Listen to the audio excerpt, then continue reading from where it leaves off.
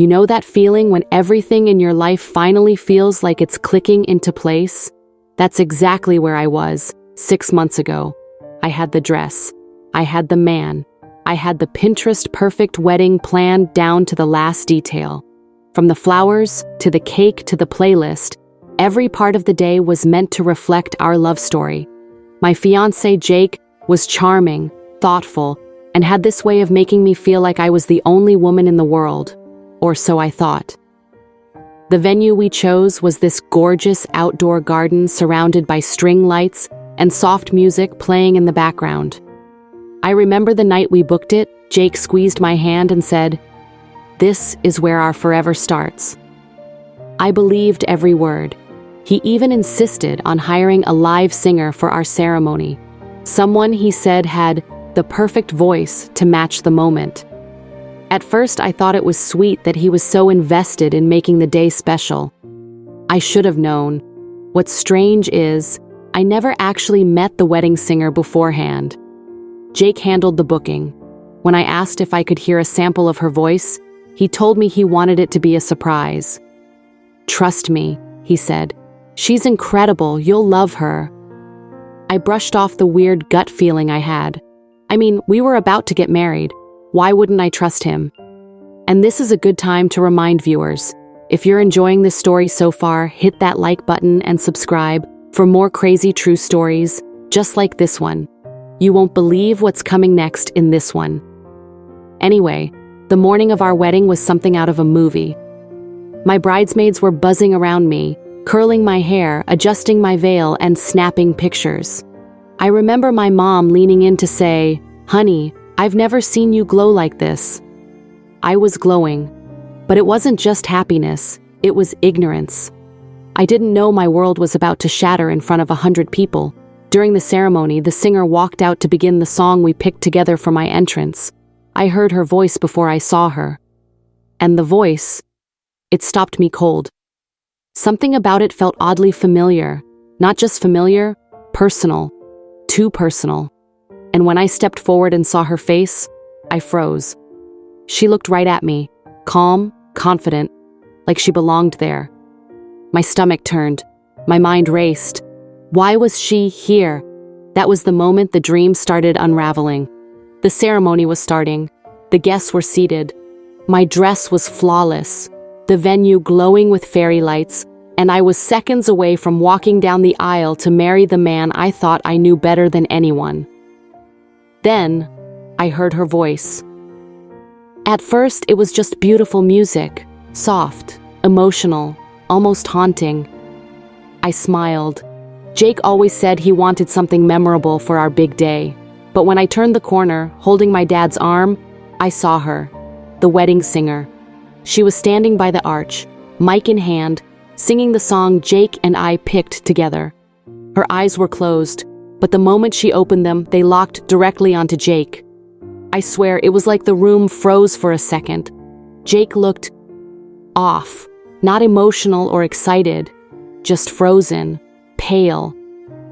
She smiled at him, not the polite smile you give a groom at his wedding.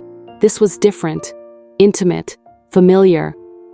My heart started beating faster, something about the way she looked at him. It felt like there was a story behind those eyes, a story I didn't know. I glanced at my maid of honor, Tara. Even she looked confused. My dad leaned in and whispered, "Is everything okay?" I just nodded, but inside everything was spinning. When I reached the front, Jake barely looked at me. His eyes kept darting toward her. I whispered, "Are you all right?" And he just gave a tight smile. "Fine, just nervous," he muttered, but I wasn't buying it. As the officiant welcomed everyone, I found myself staring at her. She had long, dark hair, red lipstick, and this confidence like she belonged there. Like this wedding was hers too. The weirdest part? She wasn't on our vendor list. I knew every single person involved. I planned every detail. I picked the songs. Jake had suggested a singer last minute, said he wanted to surprise me, said she was someone he found through a friend. But now I wasn't feeling surprised. I was feeling suspicious. Why was she watching him like that? Why did his hands shake every time he looked her way? Halfway through the vows, I caught something. She mouthed something to him. I couldn't hear it, but Jake's face said it all. Panic, then guilt. And just like that, I knew. This wasn't just some singer. She was part of his life, a part he didn't want me to know about. Something was seriously wrong. And right there, while everyone else was smiling and tearing up over our vows, I was unraveling inside. I needed answers, and fast. Before we continue, don't forget to like and subscribe so you don't miss what happens next. Because trust me, what I found out later changed everything. After the ceremony, I couldn't stop watching them. Jake tried to act normal, smiling, laughing with guests, but I could see it. His eyes kept drifting toward her. And her? She didn't even try to hide it. She kept brushing past him, smiling like she knew something I didn't. I needed answers. So when she stepped outside for a break, I followed. I didn't come in angry. I didn't want to cause a scene. This was still my wedding day. But the second she turned and saw me, her smile dropped. That told me everything. "Hey," I said, trying to keep my voice steady. "I'm the bride. You're the singer. Mind telling me who you really are?" She looked me dead in the eye and asked, "He didn't tell you?" "Tell me what?" She took a breath. "I'm sorry. I didn't come to ruin your day. Jake and we were together for almost 2 years. I didn't know about you until a month ago." The ground could have opened up beneath me, and I wouldn't have noticed. She said she found out he was engaged when she saw a photo someone posted online, a picture of me, wearing the same ring she used to wear. That's right. He proposed to both of us with the same ring. She said when she confronted him, he denied everything at first. Then he begged her not to ruin it, promised her it was over, that he loved her, but he had to marry me for practical reasons. What that even meant, I had no idea.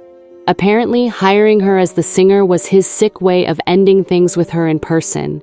He said it would give her closure. Closure? On my wedding day? I felt sick. I walked back into the reception in a fog. The room blurred, the music, the laughter. It all felt fake now.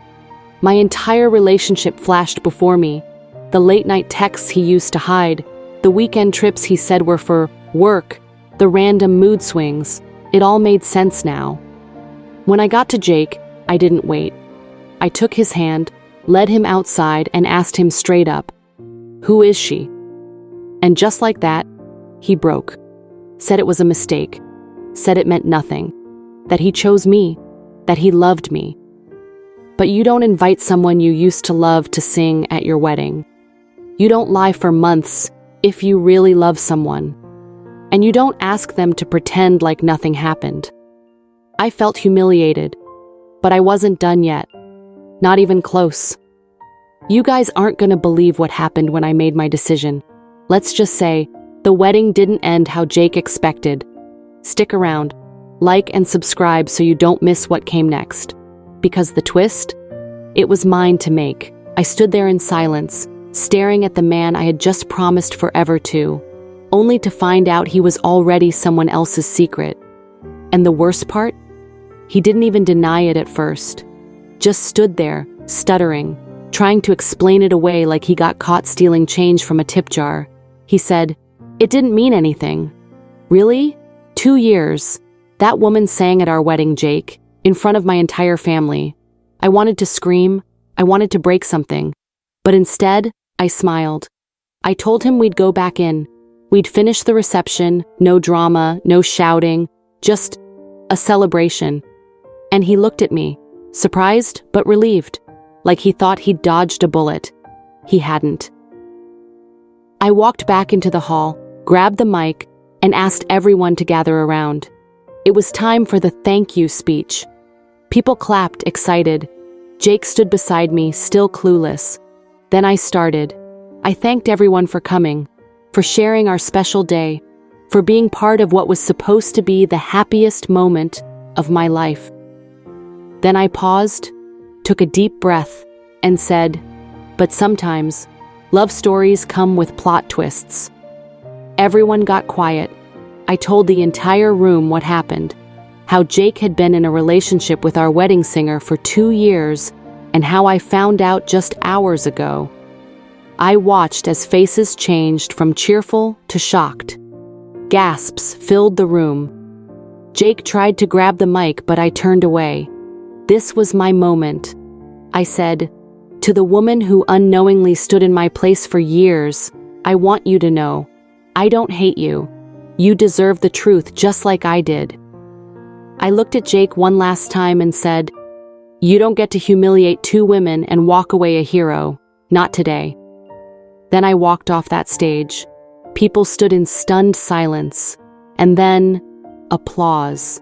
Actual applause. The wedding singer? She gave me a look I'll never forget. Not pity, not sadness, just respect. Maybe even relief. Like she'd been waiting for someone to call him out for years. I didn't cry that night. Not one tear. I'd cried enough in secret during those months when something always felt off with Jake, when I was gaslighting myself, thinking I was paranoid. Now I knew I wasn't crazy, I was right, and I was free. But you guys, what happened the next day? I never saw it coming. Jake's mom, my best friend, even the venue owner got involved. The twist isn't over. Make sure to like, subscribe, and turn on notifications, because in the final chapter, I show you exactly how I turned heartbreak into the biggest power move of my life. Trust me, you won't want to miss it. The day after the wedding that wasn't, I woke up with a pounding head, not from alcohol, but from emotional exhaustion. My phone was blowing up. Missed calls, voicemails, texts from family, friends, even strangers who had seen the video someone posted of my mic drop moment. I didn't expect it to go viral, but I wasn't hiding either. By noon, I had messages from Jake's mom, apologizing for her son's behavior. She told me she was ashamed, and that she'd known something wasn't right but stayed quiet. That stung, but I appreciated her honesty. Then came my best friend from college, Rachel. She was supposed to fly in for the wedding but got sick. She said, "Girl, you dodged a lifetime of misery. You handled that with more class than I ever could have." I was still processing everything when the venue owner called. He said he'd seen what happened and was refunding half the cost. Said it was the least he could do for what I went through. That kindness? It broke me more than the betrayal did. I cried for the first time, not out of sadness but relief. And Jake? He tried calling over and over. I blocked him. But the part that changed everything? A week later, I got a message from the wedding singer. Her name was Mel. She asked to meet for coffee. I was hesitant, but something in her tone felt honest. So I said yes. We met up, and she looked just as nervous as I felt. But her first words were, "I had no idea he was getting married. I thought he was single. I'm so sorry." Turns out, Jake had been playing both sides, telling her I was just a roommate he was helping out. She said she'd found some of my things in his apartment once, and he said I was his sister. I nearly choked on my latte. We ended up talking for 2 hours. Not just about Jake, but about everything. How we both lost time and trust to someone who never deserved it. I walked away from that conversation not with a new enemy, but with something better. Closure. I started a blog after that. Just a simple site called Plot Twist Bride. I shared my story, my healing, my lessons, and people responded. Turns out, I wasn't the only one who stood at the altar of a lie. Months later, I landed a guest spot on a podcast for women recovering from toxic relationships. From there, I built an audience.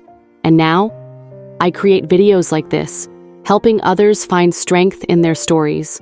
If you've made it to the end, thank you. You've been part of my healing. And if you're going through something similar, know this. You're not weak for trusting. You're strong for surviving. Make sure you like this video, subscribe for more stories that speak truth, and turn on notifications, because the next story might just change how you see love, trust, or even yourself. Until next time, take care of your heart. You deserve peace,